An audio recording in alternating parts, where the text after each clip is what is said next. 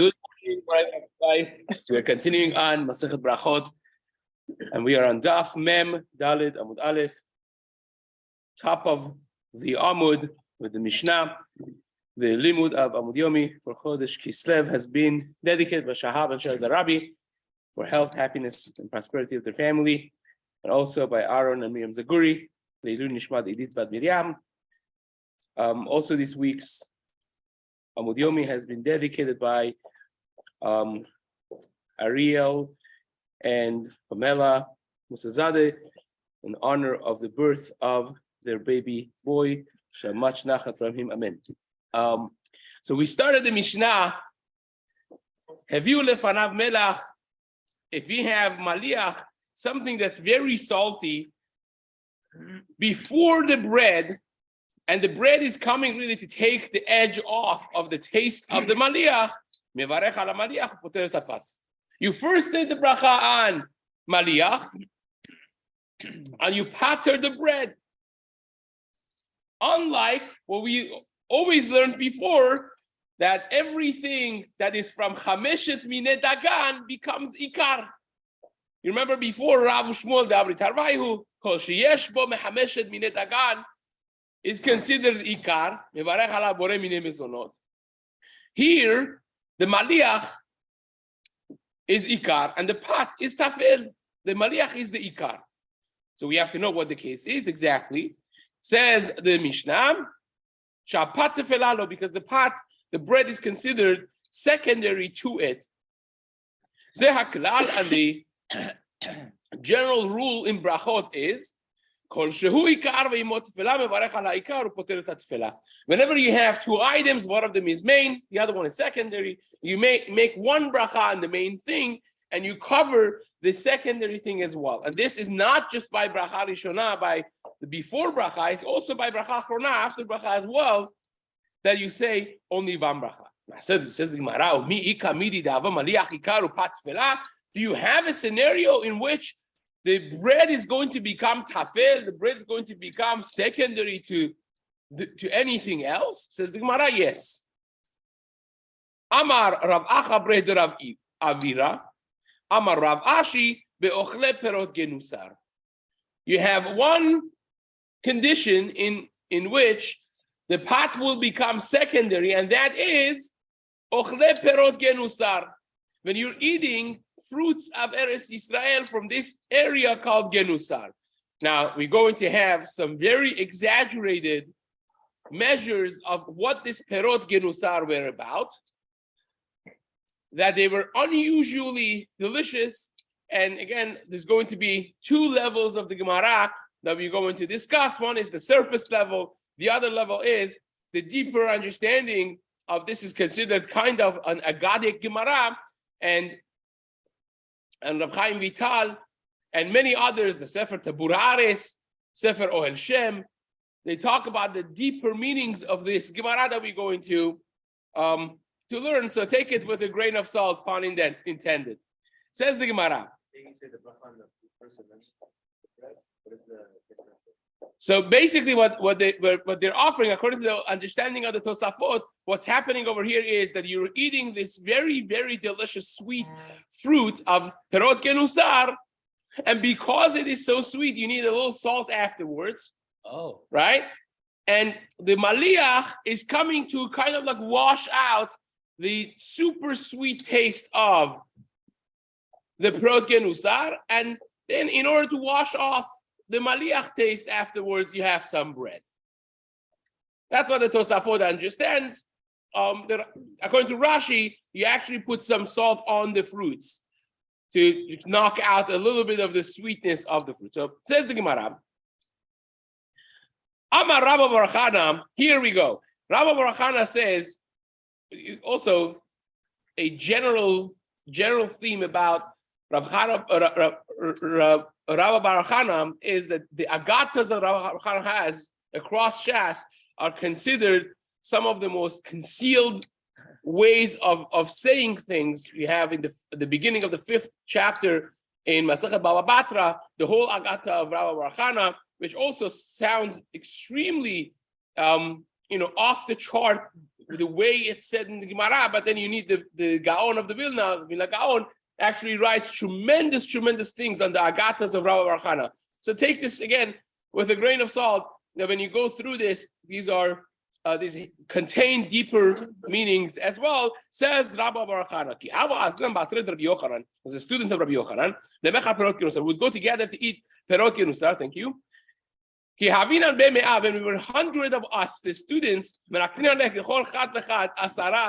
would each take 10 of these fruits for him to carry. When we were 10, we would each take 100. So Sachakol, arithmetics, would have 1,000 of these fruits. And the size of them, if I want to give you, would be, when you have 100 of them in one basket, each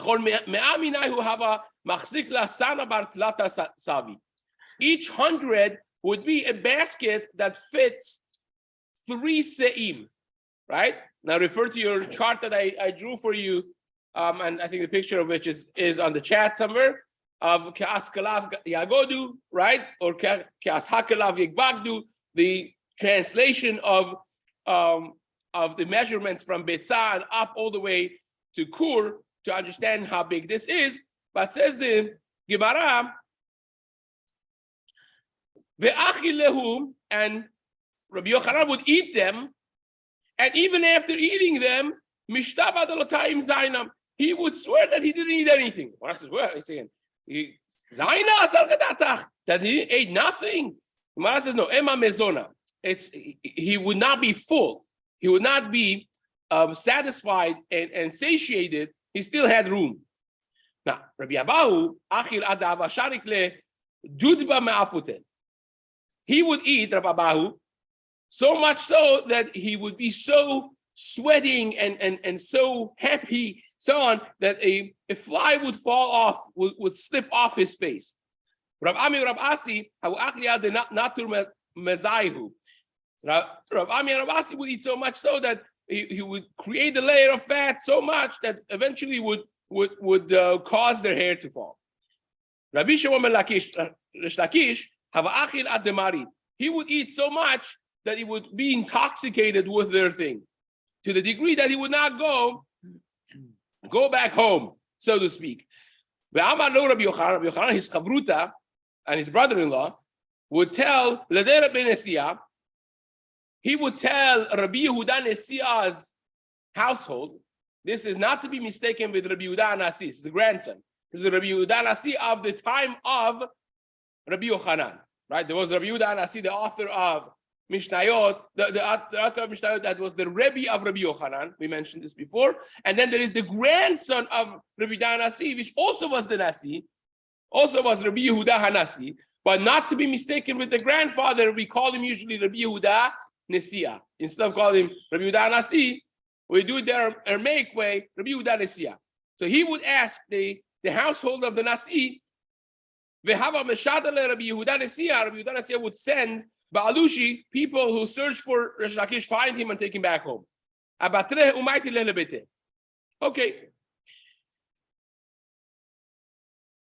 Kiata Rav Dimi Amar. Now these are the fruits of Perot Genusar, as we mentioned before. First of all, how do you have so much room to eat so much, right? This is a lot to eat, right? If you do the cheshbon, I didn't do the cheshbon for you. More eyebrows would be raised if you do the cheshbon. This is a lot to eat. So how would they? Someone is counting. So how would they eat so much? The Gemara in Eruvin writes. The Gemara in Eruvin writes, and Daf Pei Gimel Amud Bet. Gemara there writes that the ma'achal of a regular person, the portion of Suda for every person, normal person, a healthy Suda is what HaKadosh Baruch Hu would send with man every day. Asiri Taifa, that's a portion for a normal size, normal person, for them to be healthy, right? Asiri Taifa. Now, every Efa is Shalosh Seims. If you do the Heshbon, Rabbi Yochanan was eating way more than that. And you find this not just here in Gemara, in Megillah, we had Daf Zayin, in Gemara, in Berachot beforehand, in Daf Membet, we had it. Many places in Shas, you find that Amoraim ate more than that. What is exactly the the thing. The Gemara there seems to say you shouldn't be eating more than what the Gemara in Eruvin there says. So the Yabet says something very interesting. So I'll discuss it with you. First of all, Rabbi Yochanan, the Gemara earlier said that he was a big person. He was physically a very, very large person, tall and big. But nevertheless, just putting that aside, the Yabet writes in the Gemara there in Pei Gimel, the Yabet writes that when you have sweets, there's always more room for sweets. The Gemara says in Eruvin itself, the daf before, daf Pei Bet, the Gemara there says that you always have room for sweets. You always have room for dessert, basically. So when you come, when you have guests and when you bring out dessert, they say, "Oh, Rabbi, you have no room." You always say the Gemara in Eruvin says there's always room for some dessert. And if you don't eat it, my wife's going to be upset. Then it's going to become a problem. But so the Gemara says the sweets, it doesn't really count the same way as a regular seudah of meat counts or bread counts. So therefore, there's always more room to have it. You have, the simple understanding of the Gemara would follow that Yabetz on his Pirushim and the Gemara. But on a deeper sense, Reb Chaim Volozhiner in his Ruach Chaim, which is a Perush and Pirkei Avot in Perek Gimel, Mishnah Gimel, he brings from Reb Chaim Vital that the fruits of Eretz Yisrael, they have more than just a physical thing. There is a spirituality in every fruit, that the goof of the fruit is the physical, and the taste, the sweetness of the fruit is a spiritual part of it. And Eretz Yisrael, especially Yam Kineret, this is Genosar is by Yam Kineret, right? That's where it is. Says that is the source of Kiddusha of Eretz Yisrael, and it goes to explain deeper concepts of why it is that this Gemara is referring to what's the 1,000. We do the math and so on. So a deeper sense of this is to be discussed at a different talk. But again, as we mentioned before, Sefer Ohel Shem, Sefer that talks about the deeper meaning of this Gemara is there, and there is again what to be discussed about the Kabbalistic understandings of this Gemara. Without the number accurate, 4,320 fruits. In a sense, the size. Not fruits. There are 1,000 fruits. The size of the egg is 4,320 eggs. Is that accurate? 4,000. Says the Gemara. I got myself into trouble. I said you didn't make a cheshbon. Okay, so says the Gemara.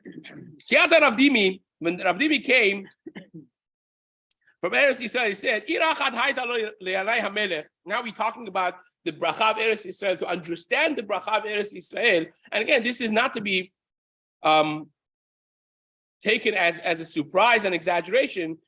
You read the psukim about the perot of Eretz Yisrael that the Miraglim brought. The Torah basically, in some sense, especially if you do the Rashi on those psukim of how large the Shkol Anavim, the cluster of the grapes that they brought, how large it was, that 8 people were carrying it. So to be l'saberet ha'ozen, this is the bracha of Eretz Yisrael when things were set properly, and when the Shekhinah of Hashem was sharui at Eretz Yisrael, there was unusual bracha in Eretz Yisrael. And here is another few examples of that bracha. Says the Gemara, you talk about the fruits that Eretz Yisrael have been praised with. So this is the way the harvest of te'enim, of figs was in Eretz Yisrael in the time of Yanai Melech. It says, Ir achad haita liyanai hamelech, behar hamelech, shehayu motzi mimena 60 ribos afale tarit lekosese te'enim. Their weekly portion of the workers' food was 600,000 small jars of tuna fish, right? Tunina, right? The Rashi says tarit. That's the amount of food that the workers would get on a weekly basis. That's not a whole lot, but it's a lot. If you still 1,000 jars of tuna fish a weekly basis, that's a lot. That's the kosesete enim. Me'erev Shabbat le'erev Shabbat. Ki ata Rabbi Namar ilan echad hayat alon liyanei hamelech. They had they had nurseries of birds in a natural setting on large trees, and there was one of them. That they would produce 40 sa of gozalot of bird on monthly basis. Again, this is shalosh berachot. There's 3 seasons in a month, really. So a massive amount of bird pigeon meat, basically, that was produced in this city of Yanai HaMelech. And this is only one area of it. Says the Gemara. Amar, another aspect of the bracha of Eretz Yisrael was they're so big. This is before the Churban. All of this is before the Churban. You want to contrast before the Churban and the Galut of Babel after the Churban. Here is another Gemara for that. There was a city in Eretz Yisrael, the Gufnit Shema. Was Gufnit, the name was. They had 80 pairs of brothers who were Kohanim, who were married to sisters who were Kohanot. Now, why is the Gemara saying this? On simple level, without getting into any deeper layers, is because how often does this happen? If you do the math in the statistics, how rare it is to have 2 brothers marry 2 sisters. It's not so common. By the way, Rabbi Yehuda Chassid writes in his Sefer Chassidim many things that a marriage should not be from, and this is one of them. So 2 brothers should not marry 2 sisters, right? The minhag in time of Gemara in many instances was not like that. And it's machloket how much we accepted the sabaot of Rabbi Yehuda Chassid. And you see, again, there's a lot to be talked about, even though that Maran Chida writes that I've seen myself that not good things happen to this if you do it, and so on. So therefore, he's more concerned about this specific Tzava'ah of Rabbi Yehuda Chassid. But you see, here is a clear Gemara. The hundreds of pairs of people were not concerned about it at all. And on the contrary, the Gemara uses this as a measure of counting the bracha of Eretz Yisrael. But again, in simple level, this is statistics. If you have a city, how many times do you find, statistically speaking, that 2 brothers marry 2 sisters? Now, add to that statistics, and whatever you add to statistics, it grows exponentially, the numbers, right? What are the chances that those 2 brothers will be Kohanim and the sisters will be Kohanot, right? It's very rare happening. And yet, in one city in Eretz Yisrael, before the Churban, you had 160 marriages between Kohanim and Kohanot in that way, right? Now, the Gemara is going to contrast that with Babel after the Churban to show you how the Uchlusiyah, the numbers of Klal Yisrael shrunk to something very small after the Churban. Ubatku Rabbanan, Misura Vad Narda in Babel, they checked from one end to another end, from Surah to Naharda, Velo Ashkechu, and they didn't find any 2 brothers and 2 sisters being married. Aside from the daughters of Rav Chisda, who married 2 brothers, Lemar Barchama, Rami Barchama, or Mar Ukva Barchama. They were married to Rami Barchama and Mar Ukva Barchama, 2 brothers. So 2 sisters married 2 brothers. That was the only instance that they found, and even that was not like the case of Eretz Yisrael before the Churban. And in that case, the daughters were Kohanot, because they're the daughters of a Kohen, but the 2 brothers were not Kohanim. So that's, again, the all few lines about the bracha of Eretz Yisrael prior to the Churban Habayit. Amar Rav, Rav said, any Suda that doesn't have melach in it is not the Suda. So now, previously in the Gemara, we discussed that when you have a pot, right, you have to have, when you have bread, you have to have some salt with it or some liftan with it. And that's why we said that if you said hamotzi, and then you remember that there's no melach, it's not considered hefsek to say haviu melach.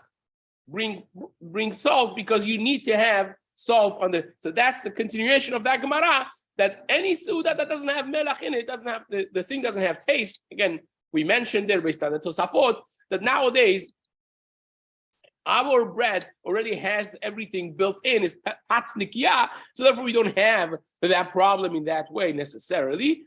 But the Gemara says, Kol Suda she'en ba melach ena Suda. Amar B'chia bar Abba, Amar Rabbi Yochanan, Kol Suda she'en ba sarif ena Suda.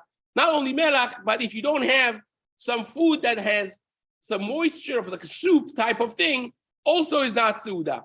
If it's just dry, it's not Suda. By the way, now we're going to have Perek Shvi'i soon, and we're going to discuss this a little bit more, but halachically speaking, there are those Rishonim who hold, if you eat but you don't drink, you're not hayav d'oraita to say Birkat HaMazon. So you'll find many tzaddikim, at the end of their Suda, they'll have a little cup of something. They'll have it, they're makbid. They say, oh, let's bench it. They say, no, wait, they go drink a little bit if they haven't drank during the course of the Suda, in order to make sure that the Suda is, according to all the Rishonim, will be considered something d'oraita that you say Birkat HaMazon on it. Ve'achalta ve'savata, achila without shtia is not achila, right?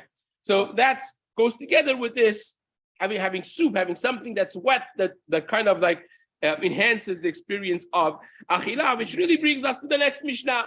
Says the next Mishnah, and this is basically our last Mishnah of Perek Shishi.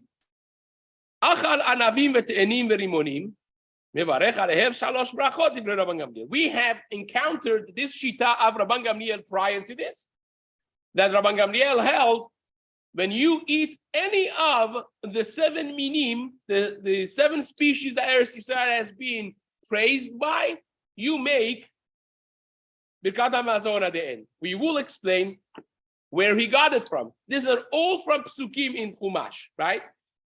That's Shita of Rabban Gamliel. So Rabban Gamliel will tell you, you remember the story of Rabban Gamliel and Rabbi Akiva, right? They ate fruits and then he told him, say bracha. He meant say Birkat HaMazon, and he jumped and he said, Men Shalosh.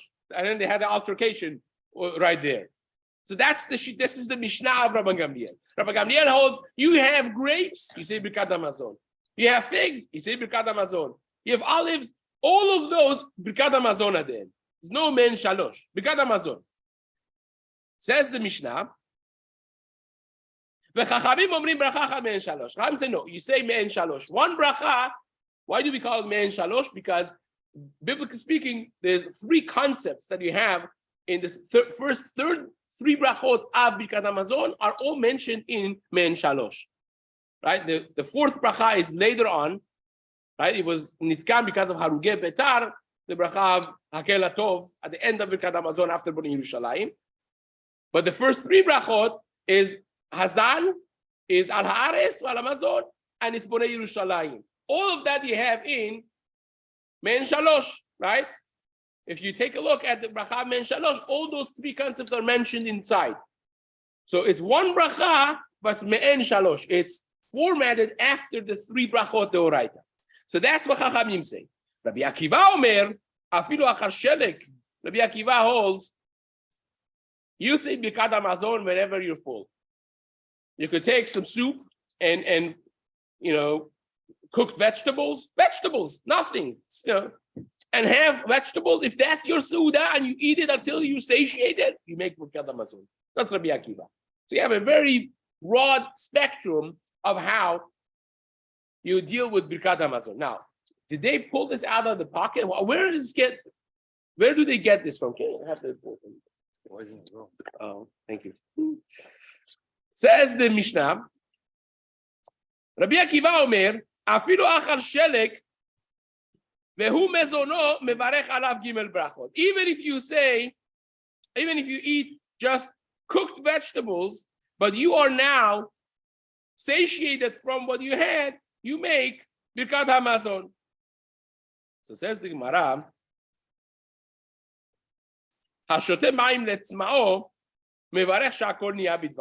when you drink water and you're thirsty, remember these 2, water and you're thirsty, because the halacha will also be exactly like this, that if you drink water and you're not thirsty, this is what we were dealing with. Okay, last look, yes. If you are drinking water and you're not thirsty, you don't make bracha because there's no taste in water. The hana'ah that you take from water is the hana'ah of quenching your thirst. Mashenken, if you're having grape juice, if you're having orange juice, even if you're not thirsty, it's delicious, it's yummy, it's great tasting. Then you will say bracha because of the taste, not because you're thirsty. So then you will say bracha. So it says the Mishnah, Rabbi Tarfon Omer, Borei nefashot rabot vechesron. Rabbi Tarfon says, you know what first bracha you make? The first bracha you make on it is Borei nefashot rabot vechesronan. Interesting. Now the Gemara now explains. If you have a chumash in Devarim Perek Chet, you have 3 psukim back to back, right? You have Perek Chet, you have 8, which would be Perek Chet, Pasuk Chet, then you have 8, 9, and you have 8, 10, right? These are the 3 psukim that you have. The first pasuk that you have is what we just said before, right? Eres chitaus ora, you remember that, right? Which is the 7 species of Eretz Yisrael, right? That's the first pasuk. The second pasuk is, and you have it on the sides of your Gemara, Eretz asher lo bemiskenu tochal ba lechem, right? It says Eretz again. It starts with Eretz, and it says tochal ba lechem.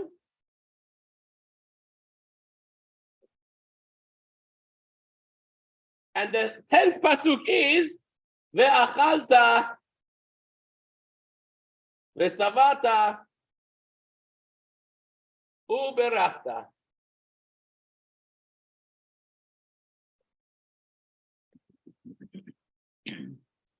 So this is ve'achalta ve'savata, eating and being satiated, and saying the bracha is birkat hamazon. Now the sequence of this brachot gives you the reason behind these 3 shitot of Tanaim. You with me? Let's go. And by the way, what we just mentioned a minute ago, that V'achavta v'savata is the reason that some Rishonim say Svi'ah, there's no Svi'ah without drinking. If you eat, you have to be satiated fully, you have to drink also, and then you say Birkat Hamazon. So let's see the Gemara. My Tama to Rabban Gamliel. Again, what did Rabban Gamliel hold, Rabotai? You need Birkat Hamazon even for the 7 species, all of the fruits. So how does Rabban Gamliel help? Because dichtiv eretz chitaus ora, uchtiv eretz asher lo b'miskenut tochal b'lechem, uchtiv v'achalta v'savata u'barachta. Rabban Gamliel reads these 3 psukim in a sequence, and he says all 3 of them culminate to Birkat Hamazon. In other words, the Torah is telling you Eres chitaus ora v'gefenut enav v'rimon eres sheben udvash, and eres asher lo b'miskenut tochal b'lechem. So whether it's lechem or it's cake or it's fruits of Eretz Yisrael, of pomegranates and olives and grapes and te'anim and so on, uberachta, you say birkat hamazon. That's how he reads the psukim. They're back to back psukim, and he says all of them. The Torah is telling you that you have to say a bracha. Chachamim say no. You have this eretz in the second one that stops and deviates between this pasuk and these 2 psukim. Otherwise, why are you telling me eretz again? It's a new beginning of a new sentence. So therefore, you have to say it that it's separate. Rabbanan eres hifsika inyan. Rabbanan hold this second eres that said over here. It stops the concept from before the pasuk 8.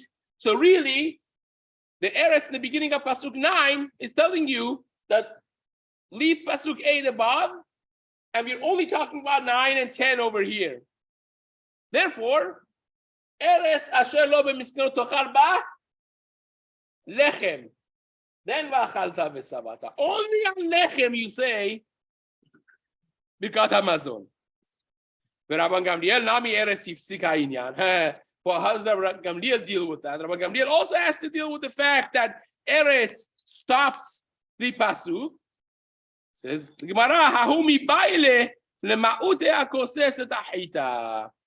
Says no, that is coming to tell you that if you don't process the grains well, you just take chita. You just take some wheat or some barley, and you eat them not as bread, not as processed goods, but just the chita itself. You're like the vegan thing that you're growing them in the water a little bit, and then you just eat them like that. You would maybe think that on that also you should say Birkat Hamazon. Says Rabban Gamliel, this is where the Torah first addresses vegan people, and you don't say Birkat Hamazon on that, right? Because this the Haita is excluded from that, says Rabban Gamliel, and hence you have this Eretz. Okay. In other words, it's telling you that Eretz Chitaus Ora is only Birkat Hamazon if it's like lechem. If you make cake, it's going to be Birkat Hamazon. If it's processed, then you say, but if you eat chita, wheat and barley as they are, grown out of the ground, then you don't say Birkat Hamazon.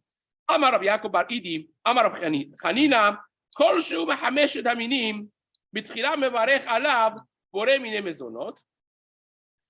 Anything that's made, processed out of chameshet minei dagan, right? Out of the 5 types of grains, b'tchila mevarech alav, boreh minei mezonot. In the beginning, he says on it, boreh minei mezonot, ulbasof, bracha achat me'en shalosh. At the end, you say bracha achat me'en shalosh. Amar Rabba bar Barchana, Amar Rabba bar Mari, Amar Rabbi Yeshua ben Levi, Kol shehu mishiv'at aminim b'tchila mevarech boreh pri ha'etz, ulbasof bracha achat me'en shalosh.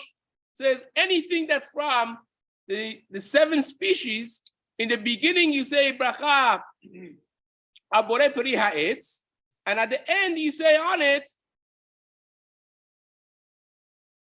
me'en shalosh. Now, he's not referring to chitaus ora, he's referring to shivat aminim as a group of reference to this pasuk 8 over here, which 5 of them are fruits, right? Eres chitaus ora, put it aside. The gefen ut anav rimon, gefen ut anav rimon are ha'etz, and eres zet shemen utvash is referring to zetim and tmarim, right? That's referring to the olives and the dates. All of them are ha'etz. So therefore, Rabbi Shimon Levi says, all of these shivat aminim, fruits, b'tchila mevarech boreh pri ha'etz, ulbasof bracha achad me'en shalosh. Amar le'Abaye Rav Dimi. Abaye says to Rav Dimi, Maininhu bracha achad me'en shalosh. What is it? Says the Gemara, Amar le aperi de etz al etz, v'aperi ha'etz. On the fruits of Eretz Yisrael, you say al ha'etz ve'al pri ha'etz ve'al tenuvat hasadeh ve'al eres chemda tova urchava shehinchalta la'avotenu le'echol mipriyach v'lispoa mitubah. So let's go through this. This is the 3 me'en shalosh that we have. You have al ha'etz ve'al pri ha'etz ve'al tenuvat hasadeh. But Eres Chemda Tova Urchava, now you're discussing already not just the bracha of Zan, but you also say Eres Chemda Tova, Al Haaretz V'al Hamazon, right? Le'echol mipriyach v'lispoa mitubah, le'rachem Hashem Elokeinu al Yisrael amach v'al Yerushalayim yirach, right? That's bracha boni Yerushalayim. V'al miktashach v'al mizbachach v'tivnei Yerushalayim ir kodshecha b'mehera b'yamenu v'ha'alenu letocha v'samechenu b'minyana or bah over here. Ki ata tov u'metiv lakol, and then you say the last bracha. So that is the bracha of al ha'etz ve'al pri ha'etz. That's for the fruits. The chameshet haminin, for the chameshet minin, you say, in other words, for the types of grain that you made mezonot out of them, you say, or again, it could be ma'aseh ketera, or it could be cakes, or what we call hataba'a b'kisnin. Sorry? Well, that depends on the minhag. The Maran Chida writes the minhag of the Sfaradim has been to say mezorot al matzah, even though that technically speaking he holds it should be amotzi. But that's a whole. I know that you're opening a can of worms, but we can't answer it right now. So says the Gemara, as a third wide line, Chameshet aminin, and the 5 types of grain. You say ala mihya, ala kalkala, val tenuvat asadeh. And the rest of it is basically the same. And v'chotem, and you end al haares v'ala michya. You end saying al haares v'ala michya. So it says Gemara, michtam b'may chatim. Ki ata Rabbi Dimi amar Rav chatim baruch mekadesh Yisrael v'rashei chodashim. In Rosh Chodesh, right? You have a different addition. So Rav Dimi Amar Rav Chatim Berosh Chodesh Baruch Bekadesh Yisrael v'Rashei Chodashim. He would end saying Baruch Bekadesh Yisrael v'Rashei Chodashim. Hachamai Rav Chisda Amar Al Haares ve'Al Perotea. In Eretz Yisrael you would say Al Haares ve'Al Perotea. Rav Yochanan Amar Al Haares ve'Al Perot. Right? You will say Al Haares ve'Al Perot, not Al Perotea. Amar Rav Amram ve'lo pligi. They are not disagreeing with each other. The Al Haares ve'Al Perotea is one case, and Al Haares ve'Al Perot is a different case, as we explained. Halan ve'halehu. This is for us, and this is for them. What does that mean? That Rav Chisda was from Bavel. So in Bavel, you say Al Haares ve'Al Perot.